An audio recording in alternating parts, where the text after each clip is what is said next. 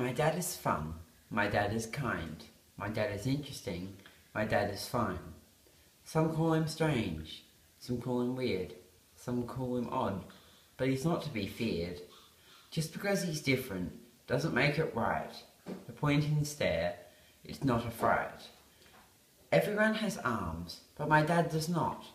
It's not his fault that he doesn't have what everyone else has got. My dad can still play games and drive a car.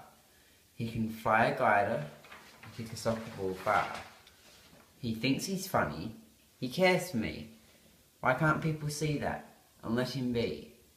I'm always told how clever he is too, but others don't see what he can't do. He can't change a light bulb.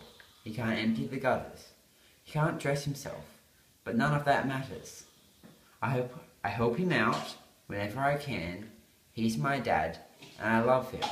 I'm his #1 fan.